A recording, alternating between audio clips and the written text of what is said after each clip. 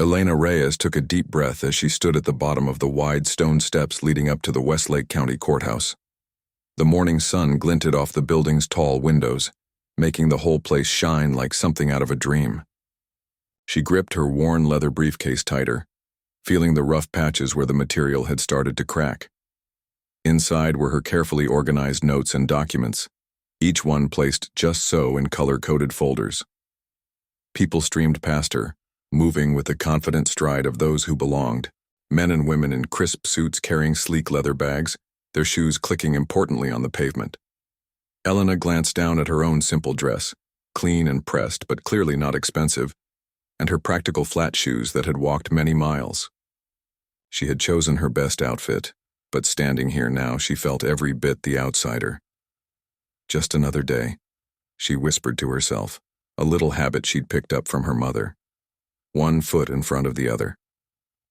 The courthouse lobby bustled with activity. Security guards nodded to familiar faces while carefully checking others.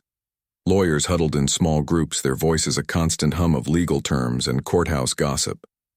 Elena moved through the metal detector, placed her battered briefcase on the conveyor belt, and waited as the guard gave her a longer look than he'd given the well-dressed woman ahead of her. "Purpose of your visit?" he asked, his tone suggesting she might be lost. Observing court proceedings, Elena replied with a polite smile. "Courtroom 4B. The guard raised an eyebrow but waved her through. As she collected her belongings, Elena caught the reflection of herself in a polished marble column. Her dark hair was pulled back in a neat bun, her brown eyes serious behind simple glasses. Her mother had always told her she had a face that could look stern or soft, depending on her mood. Today, she needed stern. Courtroom 4B was on the third floor. Elena took the grand staircase instead of the elevator, using the time to settle her thoughts. Each step brought her closer to her goal. Each step was part of a journey that had started in the small farmhouse where she'd grown up. Daughter to parents who had crossed borders and worked fields so she could one day walk up these very stairs. The courtroom doors were heavy oak, carved with the scales of justice. Elena slipped in quietly and found a seat at the back of the observation area. The room was not yet in session, but already half filled with lawyers organizing papers and whispering to clients. The judge's bench stood empty, waiting like a throne. Elena pulled out her notebook and began to review her notes from previous visits. She'd been coming to different courtrooms for weeks now, learning the rhythms and unwritten rules of this place. Today was her final observation day. "Is that a Walmart special?" A voice cut through her concentration. Elena looked up to find 3 attorneys standing nearby, their eyes on her dress.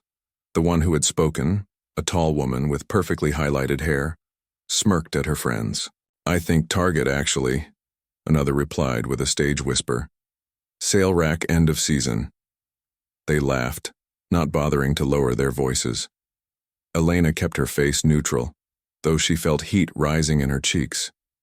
She'd faced worse, much worse, on her path here. She simply turned back to her notes. "Excuse me, you're in our regular seats." The third attorney, a man with silver at his temples and a gold watch that probably cost more than Elena's monthly rent, stood directly in front of her now. The courtroom had dozens of empty seats. Elena looked around pointedly before meeting his gaze. "I don't see assigned seating in the public area," she said calmly. The man's face tightened. "It's a professional courtesy. Those of us who belong here have our usual places." The emphasis on belong wasn't subtle. Behind him, his colleagues watched with amused expressions. "I see," Elena said, gathering her things. "Professional courtesy is indeed important." She moved to a seat several rows away, feeling their eyes on her back. Court was called to session shortly after.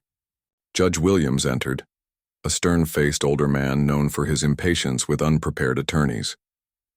Elena watched carefully as he moved through his docket, noting how he interacted differently with different lawyers. Some he bantered with, calling them by their first names. Others he barely looked at as they made their arguments. The morning cases moved quickly, mostly bail hearings and status updates. Elena took detailed notes on procedures, on who spoke, and for how long, on which arguments seemed to sway the judge and which fell flat. She was so focused that she almost missed the whispers behind her. What's she writing? Court transcripts are available to actual lawyers. Maybe she's a law student, though I've never seen one dressed so. Basic. Nah, probably someone's client who got lost. Elena kept writing, her pen moving steadily across the page.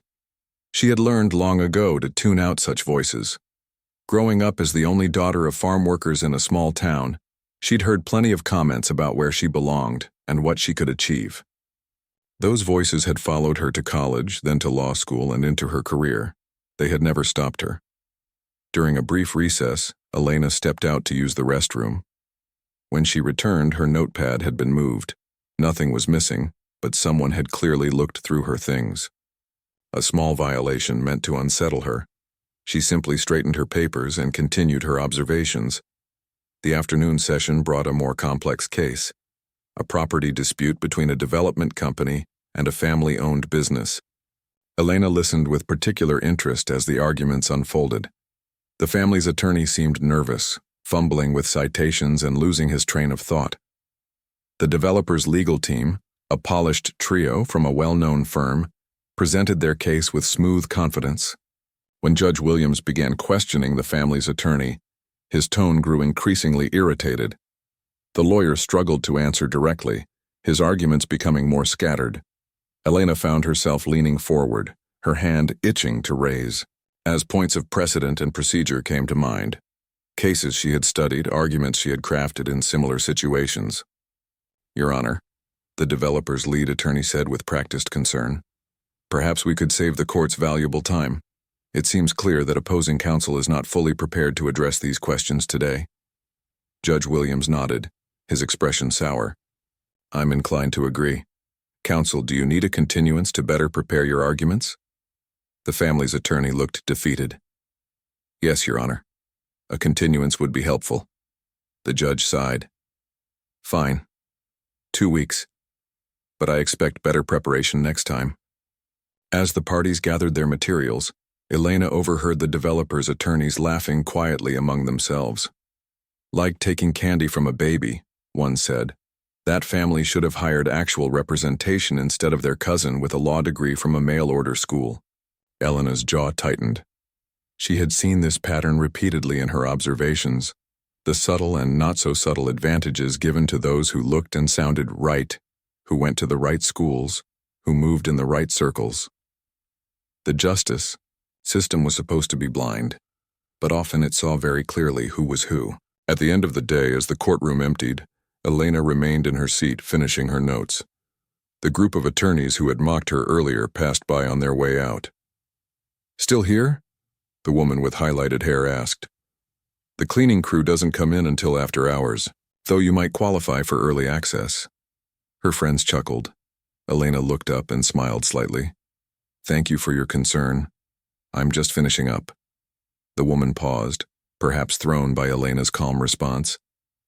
You know, if you're interested in law, the community college has a paralegal program. Might be more suitable for your background. I'll keep that in mind, Elena replied, her voice even. After they left, Elena sat alone in the quiet courtroom. She looked up at the judge's empty bench, then at the words carved above it. Equal justice under law. She thought about her parents who had taught her that respect was earned, not given, that hard work mattered more than fancy clothes, that justice should be the same for everyone. What none of those mocking attorneys knew was that Elena had graduated at the top of her class from a prestigious law school. They didn't know about her clerkship with a Supreme Court justice, or her years as a respected federal prosecutor. They didn't know that tomorrow, she wouldn't be sitting in the observation area. Elena packed her notes away carefully. Tomorrow would come soon enough. Tonight, she would review her observations one last time and prepare for what was to come. She walked out of the courtroom with her head high, her worn briefcase in hand, ready for the day when those who had judged her would be judged in return.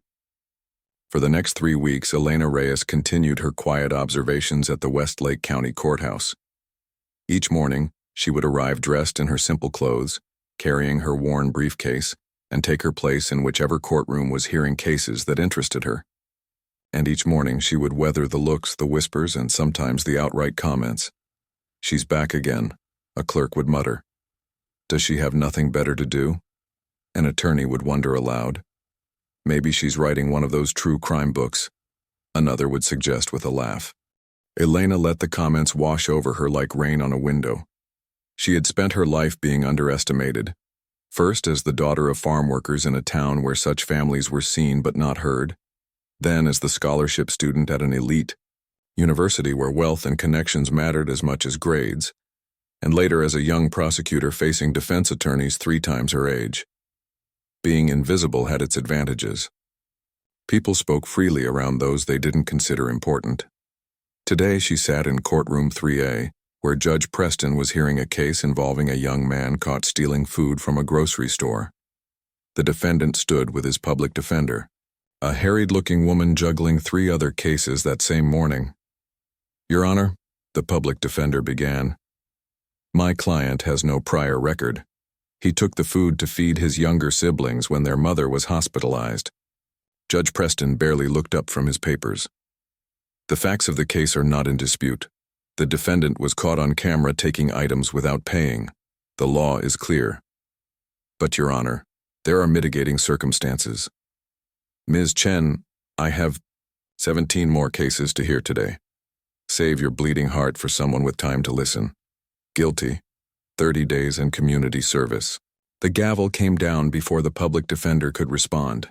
The young man's shoulders slumped as a court officer led him away. Elena made careful notes, her pen moving steadily across the page. She'd noticed this pattern repeatedly. Cases involving poorer defendants moved through like items on an assembly line, while those with private attorneys received more time and consideration. During the lunch break, Elena found a quiet corner in the courthouse cafeteria. She unwrapped the sandwich she'd brought from home and spread out her notes. 3 weeks of observations had revealed troubling patterns. She'd seen attorneys from certain firms given preferential scheduling. She'd watched as some judges consistently ruled in favor of specific lawyers regardless of case merits. She'd noticed how defendants who couldn't afford bail remained in custody for minor offenses, while wealthy ones walked free after serious charges. "Mind if I join you?" Elena looked up to find the public defender from the morning's case standing by her table, tray in hand. Ms. Chen, Elena recalled her first name was Lily, looked tired, her suit rumpled from rushing between courtrooms. "Please." Elena gestured to the empty chair. Lily sat down with a sigh. "I've seen you around a lot lately, taking notes in different courtrooms." Elena smiled slightly. "Just doing some research." "Law student?" Lily asked, taking a bite of her salad. "Something like that," Elena replied. She hesitated, then added, "That case this morning, the young man with the siblings, Judge Preston didn't give you much chance to present mitigating factors?" Lily's expression darkened. "That's Preston for you. He calls it efficiency. I call it assembly line justice. But what can you do? He's been on the bench for 20 years, and he's got friends in high places. Things don't have to stay the way they've always been," Elena said quietly. Lily gave her a curious look. "You sound like you believe that." "I do." Elena gathered her notes. "I should get going. Good luck with your afternoon cases, Ms. Chen." "Lily," the public defender corrected, her with a tired smile. "And thanks, I'll need it." That evening, Elena drove to a small apartment complex on the outskirts of town. It wasn't where most people expected a soon-to-be judge to live, but Elena had chosen it carefully. The rent was reasonable. The neighbors were working people who minded their own business, and it was close to the community garden where she volunteered on weekends. Her parents had taught her the value of staying connected to real people with real problems, the kind of people who rarely set foot in a courthouse unless something had gone very wrong in their lives. Elena's apartment was small but neat, with bookshelves lining every available wall. Law books stood alongside novels, history, and philosophy texts. On her desk sat a framed photo of her parents standing in front of their small house, their faces proud on the day she had graduated from law school. Beside it was a letter she kept as a reminder of how far she had come. Elena picked up the letter, rereading the words she knew by heart. It was from Justice Rivera of the Supreme Court, thanking her for her service as his clerk and recommending her for the federal prosecutor position she had held for the past 7 years. Your brilliant legal mind is matched only by your unwavering commitment to true justice, the justice had written. The legal system needs more people like you. People who understand that the law is meant to serve all citizens, not just those with power and privilege. She set the letter down and opened her laptop. She had 1 more week before her official appointment would be announced. 1 more week to observe and prepare. She opened a document titled Proposed Reforms and began typing, organizing her thoughts on what needed to change in the Westlake County court system. Hours later, a knock at her door pulled her from her work. Elena glanced at the clock, nearly 10 p.m. She wasn't expecting anyone. Cautiously, she approached the door and looked through the peephole. "Chief Justice Williams?" she said in surprise as she opened the door. The older man stood in the hallway, looking somewhat out of place in his expensive suit. "May I come in, Elena? I apologize for the late hour." Elena stepped aside to let him enter. Chief Justice Williams was the one who had championed her appointment, recognizing her record as a prosecutor and her commitment to reforming a system that too often failed those it was meant to protect. "Tea?" she offered, gesturing to her small kitchen. "Thank you, no." He looked around her modest apartment with a slight smile. Most newly appointed judges are already shopping for houses in the Heights by now. Elena shrugged. "I like it here. It reminds me of what matters." The Chief Justice nodded, his expression growing serious. "That's why I fought for your appointment. But I'm here because I've heard whispers. Judge Harrison and some of the others have been making calls trying to delay your confirmation." Elena wasn't surprised. Judge Harrison represented the old guard, wealthy, connected, and deeply invested in maintaining the status quo. On what grounds? Officially, they're questioning your experience, suggesting you're too young for such an important position. He sighed. Unofficially, you're not one of them, and they know you won't play by their rules. "And where do you stand, Chief Justice?" Elena asked directly. He met her gaze. "I stand where I've always stood, on the side of justice. The court needs change, Elena. That's why I've kept your appointment quiet as you requested. You've seen how things really work when people don't know who you are." He paused. "But be prepared. When they find out, the knives will come out." After he left, Elena stood by the window looking out at the city lights.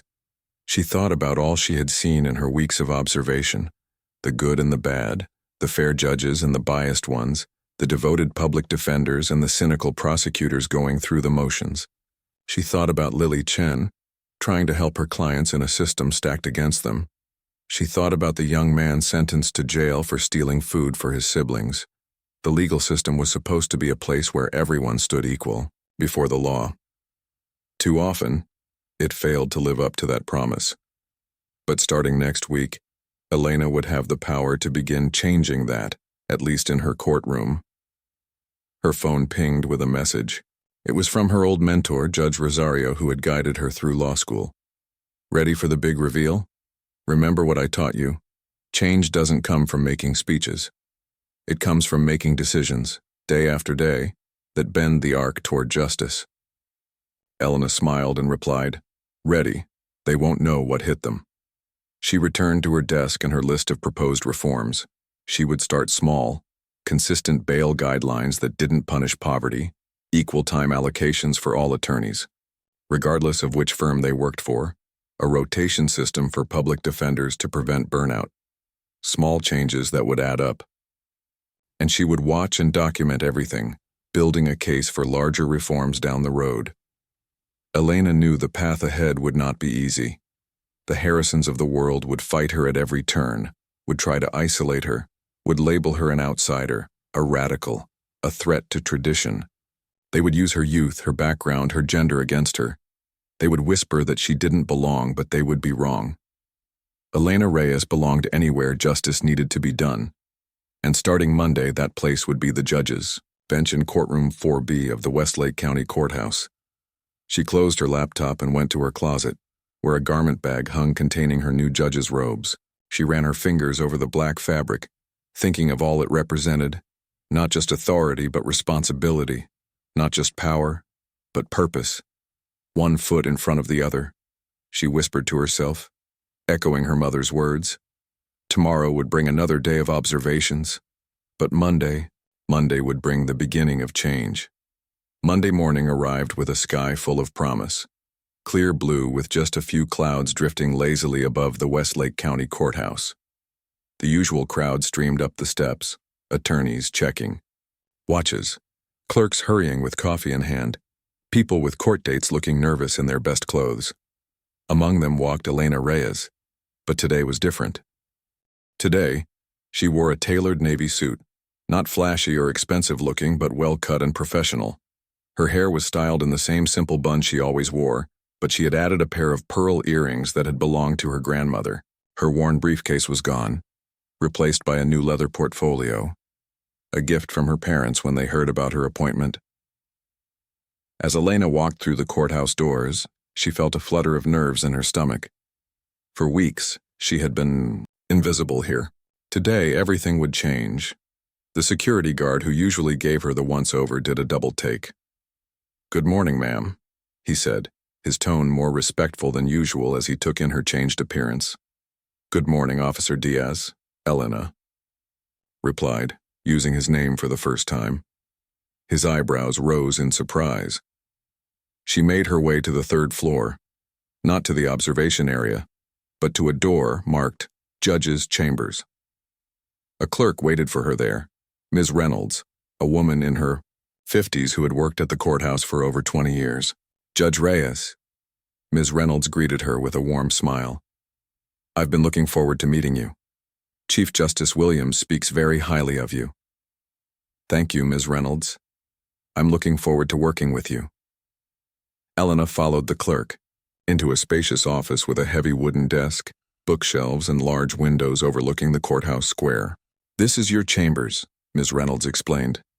"Judge Harrington retired last month, as you know. I've organized the pending cases according to the system in this binder." She handed Elena a thick folder. "Your first session begins at 10 a.m. That gives you about an hour to settle in."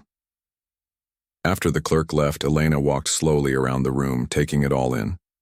This space represented everything she had worked for, all the late nights studying, the student loans, the years proving herself as a prosecutor. She ran her fingers along the spines of the law books on the shelves, smiled at the view from the windows, and finally sat in the large leather chair behind the desk. On the desk was a framed copy of the oath she had taken privately last week in the Chief Justice's office. Next to it was a small carved wooden box, another gift from her parents. Inside were her mother's rosary beads and a small smooth stone her father had given her for luck when she left for college. "To remember where you came from," he had said. A knock at the door interrupted her thoughts. Ms. Reynolds poked her head in. "Judge Reyes, the courthouse staff is gathering in courtroom 4B for your introduction." And she hesitated. "There seems to be quite a buzz. Word is spreading that you're the new judge." Elena took a deep breath. "Thank you, Ms. Reynolds. I'll be right there." As she walked toward courtroom 4B, Elena passed several attorneys in the hallway. A few nodded politely, not recognizing her as the woman they had dismissed for weeks. Others did a double take, confusion spreading across their faces. One of them, the silver-haired attorney who had told her she didn't belong in his seats, stepped directly into her path. "Excuse me," he said, his tone making it clear he didn't believe she had any business in the judge's wing. "This area is restricted to court personnel and attorneys." Elena met his gaze calmly. "I'm aware of that, Mr. Donovan." His eyebrows shot, up at her use of his name. "Do I know you?" "We've met, though you may not remember." "I'm Judge Elena Reyes." She extended her hand. The blood drained from his face as recognition dawned. His mouth opened and closed without words. "If you'll excuse me," Elena continued smoothly. "I'm due in courtroom 4B for my introduction." She walked past him, feeling his stunned gaze on her back. That was just the first of many such encounters to come. Courtroom 4B was packed. The regular courthouse staff were there, along with most of the attorneys who practiced regularly in Westlake County. Chief Justice Williams stood at the front near the judge's bench.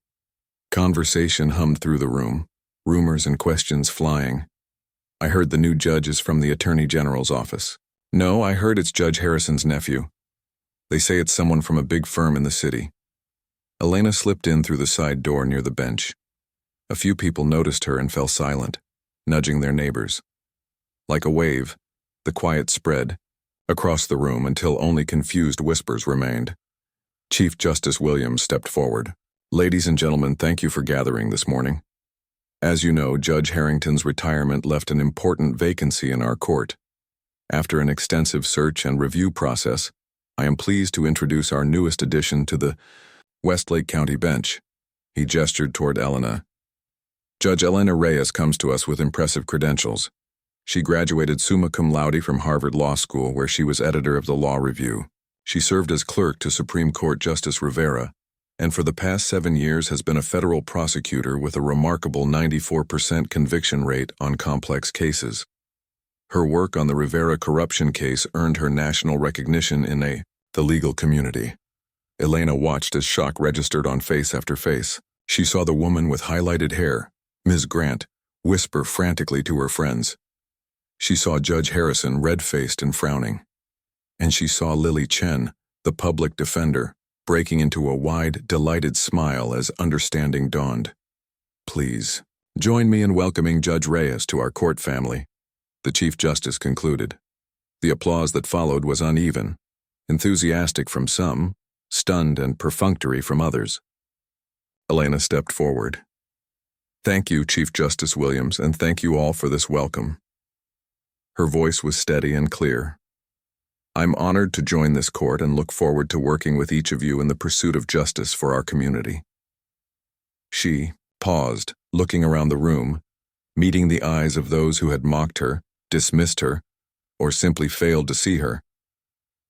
For the past month, I've had the privilege of observing proceedings in various courtrooms here. That experience has given me valuable insight into the strengths of our court system, as well as areas where we might improve. A murmur ran through the crowd. Judge Harrison's frown deepened. My door is always open to those committed to making our justice system work better for all citizens, regardless of their background, resources, or connections. Elena's gaze lingered briefly on Lily Chen. I believe that justice must not only be done, but must be seen to be done. That will be the guiding principle in my courtroom. After the ceremony, people clustered around Elena, suddenly eager to introduce themselves. Some pretended they had never seen her before. Others awkwardly acknowledged their previous encounters. Judge Reyes, what a pleasure, Ms. Grant said, her smile stiff. I don't believe we've been properly introduced. We've met several times, Ms. Grant, Elena replied calmly. In fact, I believe you once suggested my dress was from Walmart's sale rack. It was Target, actually. I've always appreciated a good bargain. Ms. Grant's face flushed crimson. I'm sure I would never. Your first case is in 30 minutes, Judge, Ms. Reynolds interrupted, rescuing the mortified attorney. The Thompson property dispute. As Elena turned to leave, Mr. Donovan, the silver-haired attorney who had confronted her in the hallway, stepped forward. Judge Reyes, he said, his voice low enough that only she could hear. I want to, that is, about our previous encounters. Mr. Donovan, Elena cut in gently, I don't judge people based on first impressions or single encounters. I hope you'll extend me the same courtesy. He nodded, a mix of relief and lingering embarrassment on his face. In the hallway, Elena was approached by Lily Chen, the public defender. Something like that, huh? Lily said with a grin, referring to Elena's vague answer about being a law student. I should have known there was more to your story. Elena smiled. Sometimes it's better to observe without titles getting in the way. Well, Judge Reyes, some of us in the public defender's office are celebrating a win tonight at Joe's Diner. Nothing fancy, just burgers and shop talk. You'd be welcome to join, if it's not crossing any lines. I'd like that, Miss Chen. And please, outside the courtroom, it's Elena. By the time Elena entered courtroom 4B for her first case, word had spread throughout the building. The gallery was unusually full, attorneys and courthouse staff finding excuses to observe the new judge who had been hiding in plain sight. She took her place at the bench, adjusting her robes and looking out at the packed courtroom. The Thompson property dispute involved a developer trying to force an elderly couple to sell their family home. Mr. Donovan represented the developer. The couple had a young attorney named Paul Lee, who looked nervous but determined. "All rise. For the Honorable Judge Elena Reyes," the bailiff called out. As everyone stood, Elena felt the weight of the moment. This was just the beginning. The real work, the hard work of reforming a system that too often favored the powerful over the powerless, was still ahead. She would face resistance, perhaps even sabotage, from those who benefited from the status quo. But looking out at the faces before her, some curious, some wary, some hopeful, Elena knew she was where she belonged. Not because of her Harvard degree or her impressive resume, but because she understood what so many in this room had forgotten, that true justice sees the person, not the package they come in. "Court is in session," she said, her voice strong and clear. "You may be seated." And with those simple words, Judge Elena Reyes began to change the Westlake County Courthouse, one case at a time. 2 months into her tenure, Judge Elena Reyes had already earned a reputation in the Westlake County Courthouse. Some called her fair but demanding. Others whispered that she was making waves, rocking a boat that had sailed smoothly for decades. The attorneys who appeared before her quickly learned 3 things. She was always prepared, she didn't tolerate disrespect toward anyone in her courtroom, and she cared more about justice than procedure. On a rainy Tuesday morning, Elena arrived at the courthouse earlier than usual. She liked these quiet moments before the building came to life with the day's business. As she walked through the empty halls toward her chambers, she noticed the cleaning crew finishing their work. An older woman was polishing the brass railings outside courtroom 4B. "Good morning," Elena greeted her. The woman looked up in surprise. "Good morning, Judge," she replied with a slight accent that reminded Elena of her own mother. "You're here, early," Elena said, noticing the tiredness around the woman's eyes. "2 jobs," the woman explained with a small shrug. "I finish here at 7, then go to my other work at the hospital laundry." Elena nodded, thinking about her own parents and their decades of hard work. "I'm Elena," she said, extending her hand. The woman hesitated before taking it. "Rosa," she replied. "My daughter has a hearing in your court next week. She's very nervous." "What's her name?" Elena asked. "Teresa Diaz. It's about her children, their father." Rosa trailed off, worry creasing her forehead. Elena remembered the case, a custody dispute involving allegations of neglect. "I can't discuss the case, Rosa, but I can promise you that I'll listen carefully to all sides." Rosa nodded, her eyes filled with quiet dignity. "That is all anyone can ask for, Judge, to be truly heard." The encounter stayed with Elena as she continued to her chambers. Being truly heard, wasn't that what everyone deserved in a court of law? Yet how many people walked into this building feeling that the system was stacked against them before they even opened their mouths? Ms. Reynolds was waiting with the day's docket and a cup of coffee. "You've got a full calendar today, Judge. And—" She hesitated, her expression concerned. "Judge Harrison has requested a meeting with you during lunch. He's bringing attorneys, Donovan and Walsh." Elena's stomach tightened. Judge Harrison had made no secret of his disapproval of her appointment and her methods. Thomas Donovan and William Walsh were senior partners at the county's most prestigious law firm, with deep connections to local businesses and politicians. "Thank you, Ms. Reynolds. Please tell Judge Harrison I'll see them at noon." The morning session moved efficiently. Elena had instituted several small but significant changes in her courtroom. All attorneys received equal time to present their cases, regardless of their firm or reputation. Court-appointed defenders were given the same respect as high-priced and private attorneys.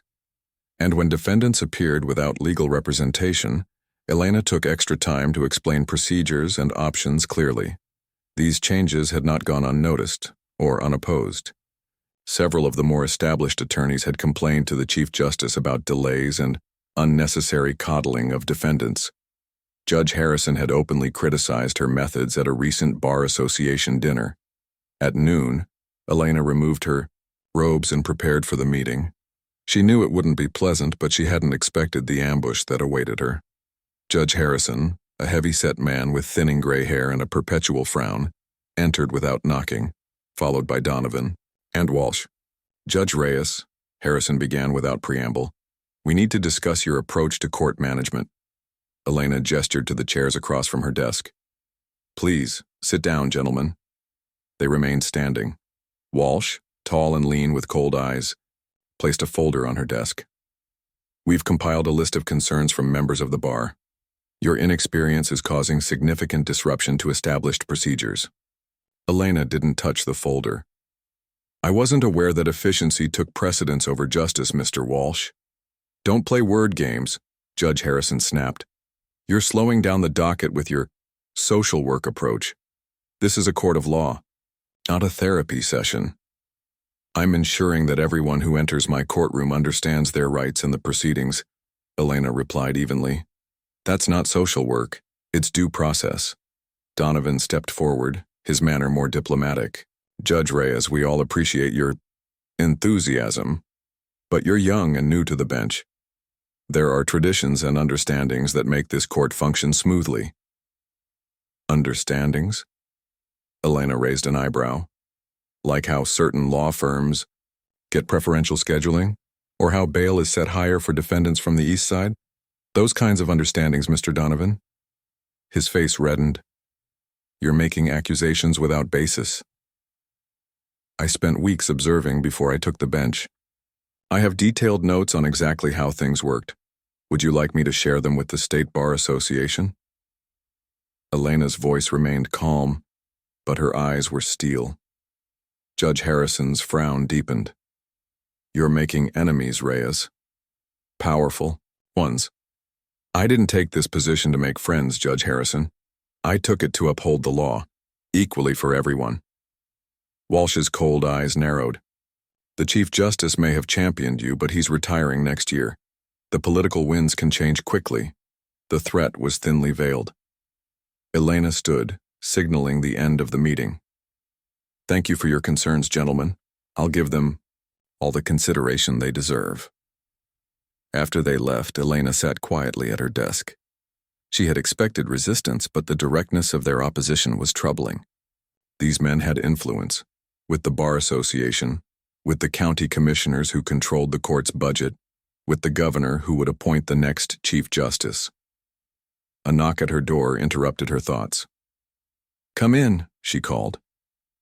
Lily Chen entered, carrying a thick file.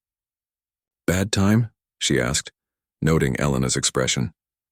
"Just finished a meeting with the old guard." Elena sighed. "Apparently I'm ruining the court with my radical ideas about equal justice." Lily smiled wryly.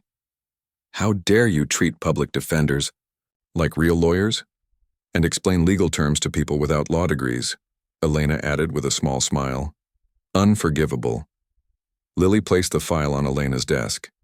"I wanted to give you this before the Diaz hearing next week.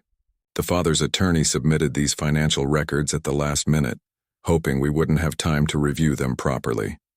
Elena's mind flashed to Rosa, polishing the brass railings at dawn. "Thank you, Lily. I'll look at them carefully." "There's something else."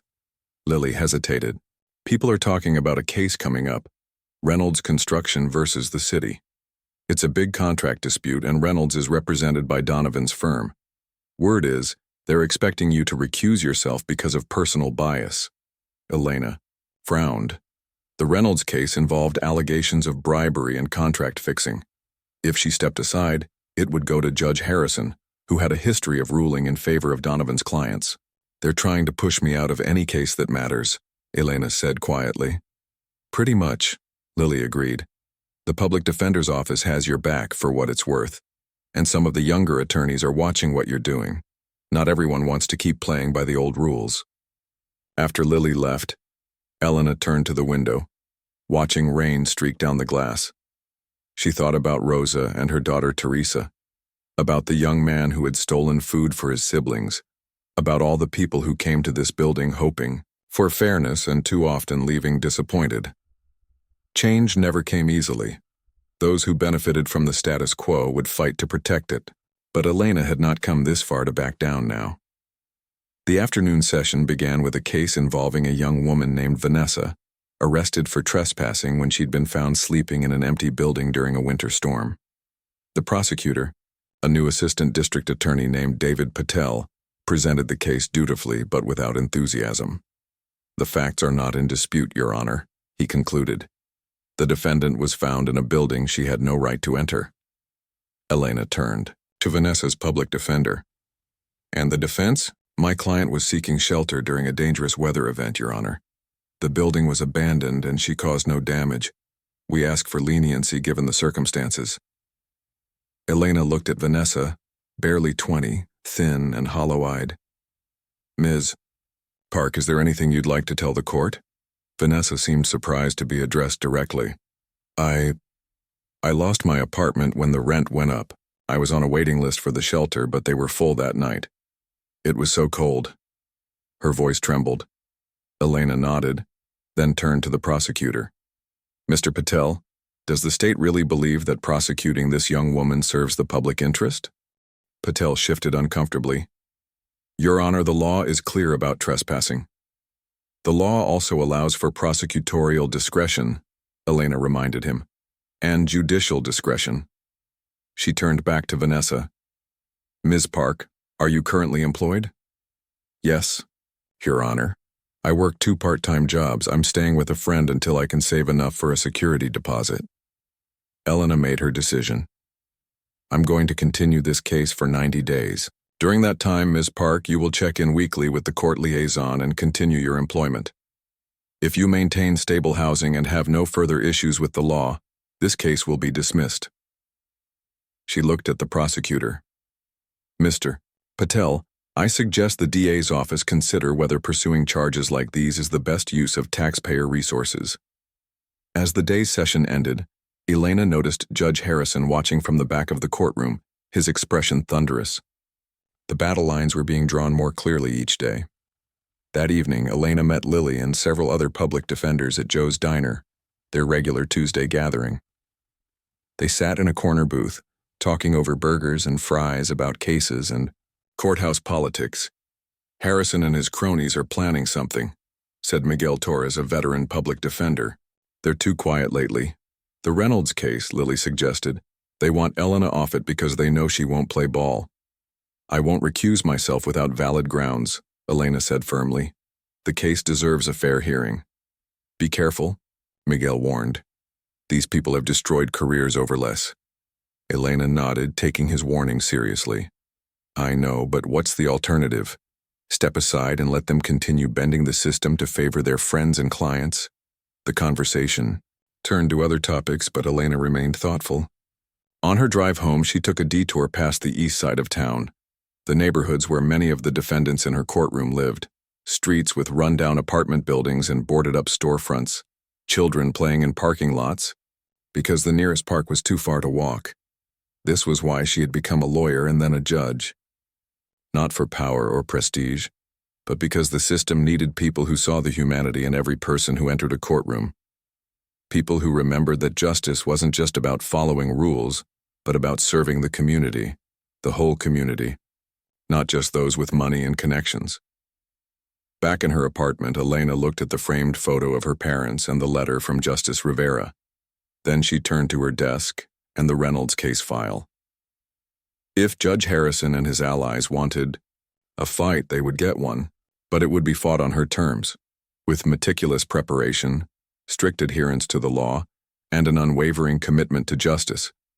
The old guard had decades of entrenchment and powerful connections on their side.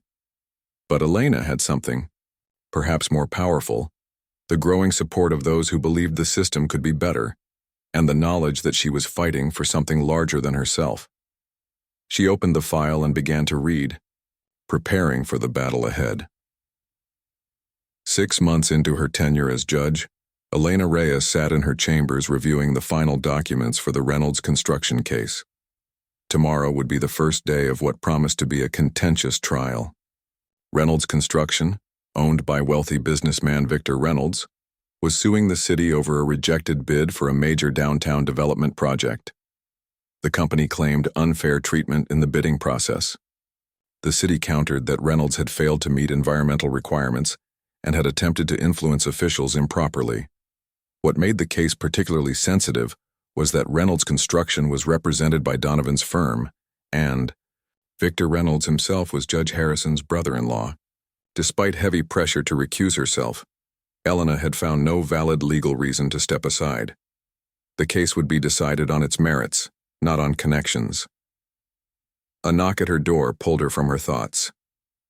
"Come in," she called. Chief Justice Williams entered, looking troubled. At 72, he had announced his retirement effective at the end of the year, just 3 months away. "Elena," he said, taking a seat across from her desk, "I've just come from a meeting with the governor. There's pressure building around the Reynolds case." "I'm not surprised," Elena replied, "but I've reviewed the recusal standards carefully. There's no conflict of interest that would justify my stepping aside." The Chief Justice sighed. "This isn't just about legal standards. It's politics. Reynolds has the governor's ear, and Harrison has friends on the Judicial Selection Committee. They're suggesting your inexperience makes you unsuitable for such a complex case."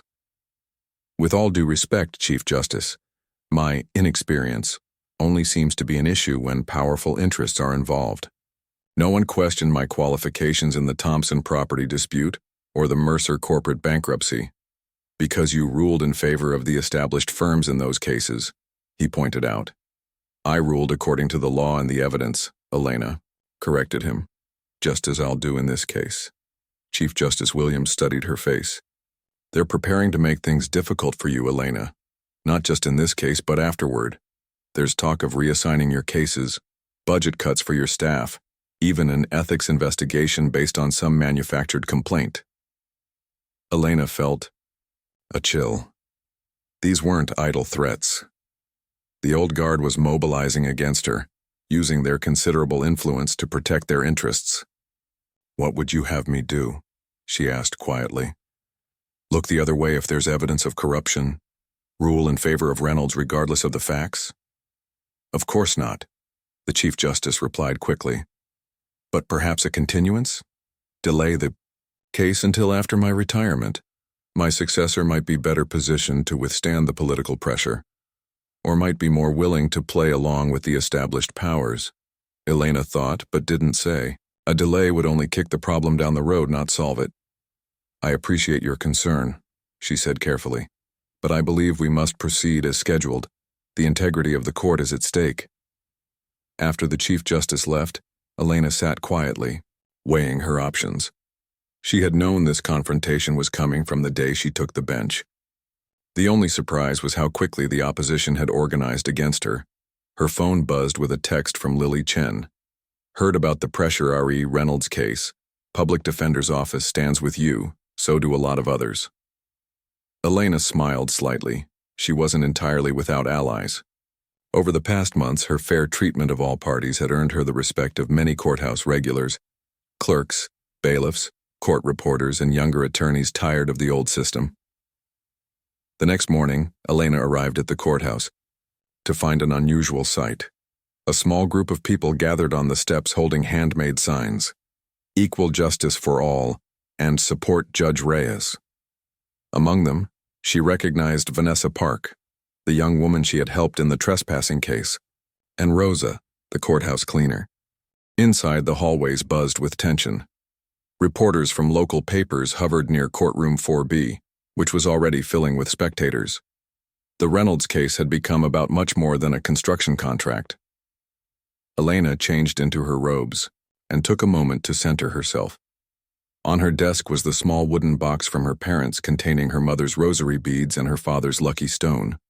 She touched them briefly, drawing strength from the connection to her roots, then headed for the courtroom. "All rise for the Honorable Judge Elena Reyes," the bailiff called as she entered. The courtroom was packed. Elena saw Donovan and his team of attorneys at one table, with Victor Reynolds, a heavy-set man with an expensive suit and impatient expression, beside them.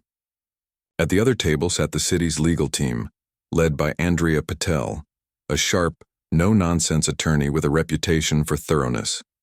Judge Harrison had taken a seat in the gallery, his presence a clear attempt at intimidation. "Be seated," Elena said calmly.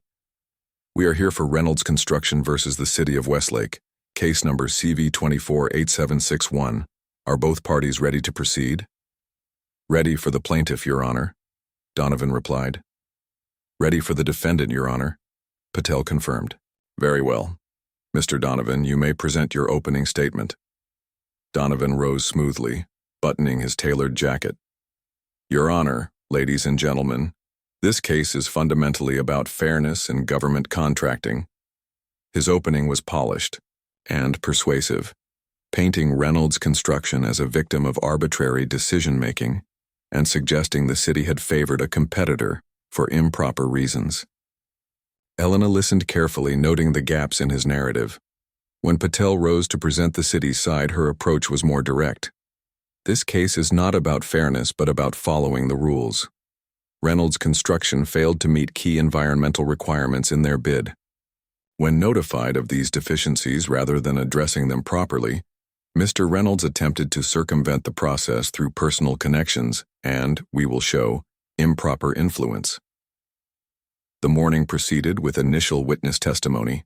Reynolds took the stand first, portraying himself as a local businessman unfairly targeted by city bureaucrats. Donovan led him through carefully rehearsed questions designed to emphasize his company's history and reputation. When Patel began her cross-examination, she quickly zeroed in on inconsistencies. "Mr. Reynolds, you testified that your bid met all published requirements.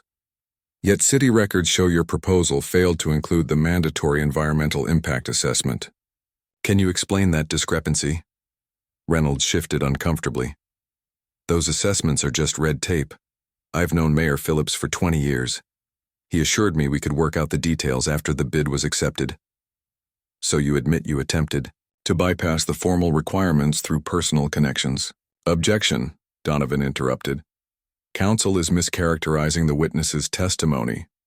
"Sustained," Elena ruled.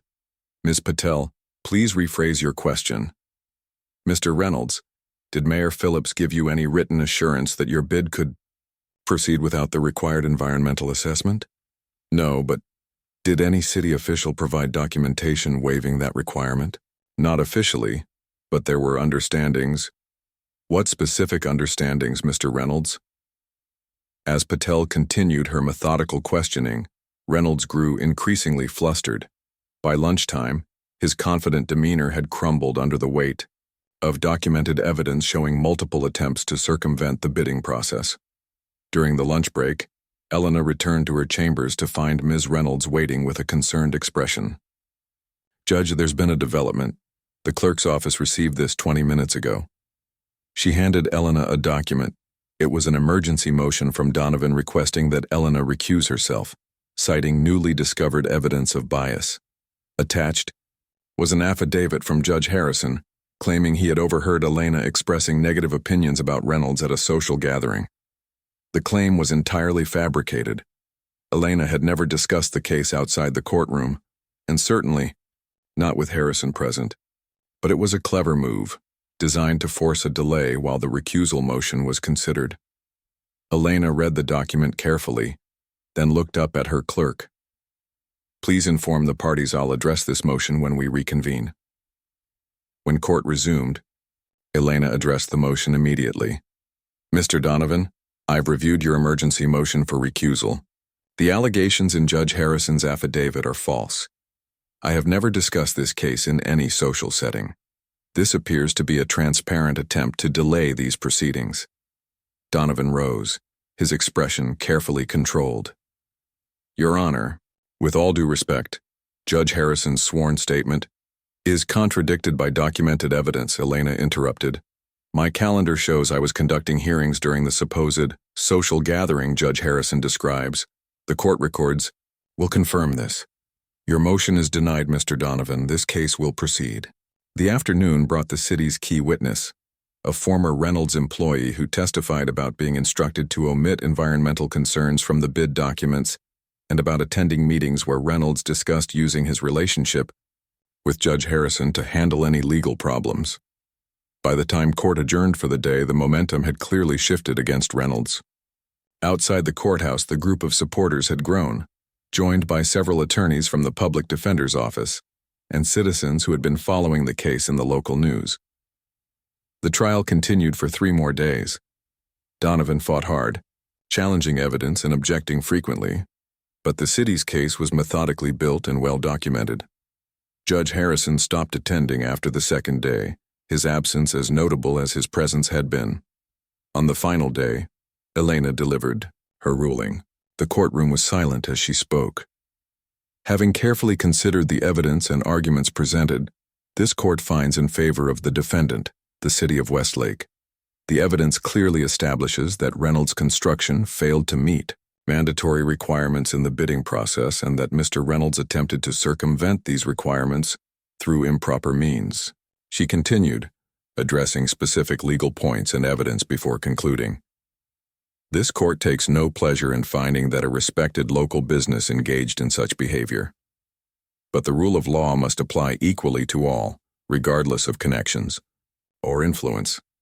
The plaintiff's claims are dismissed with prejudice.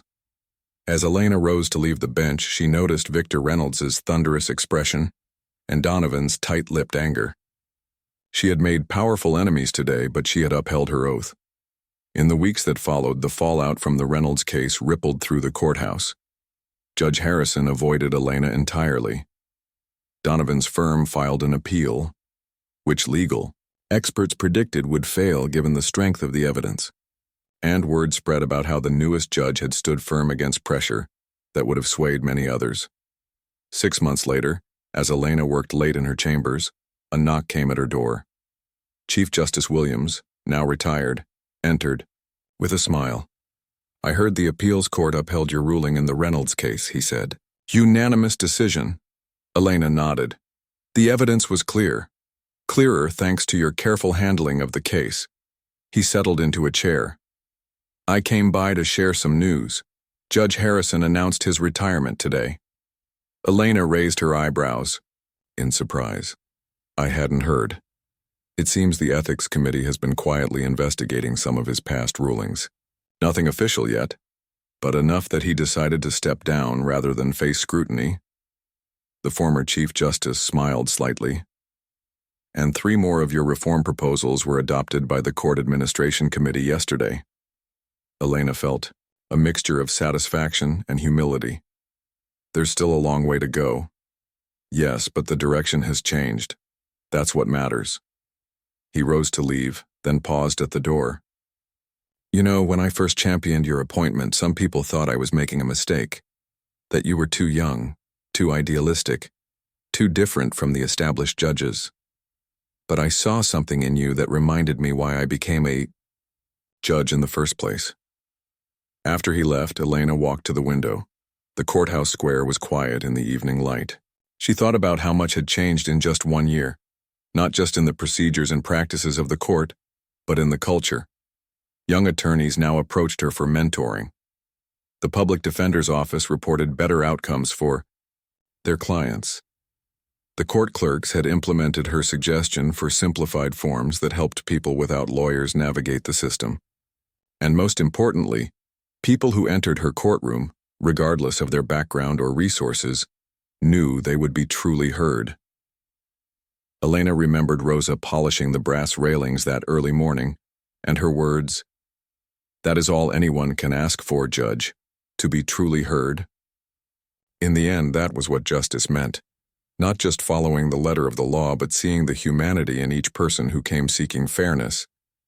The simple woman who had once been mocked in these halls had indeed shocked them all, not just by becoming a judge, but by remaining true to herself and her principles when it would have been easier to bend.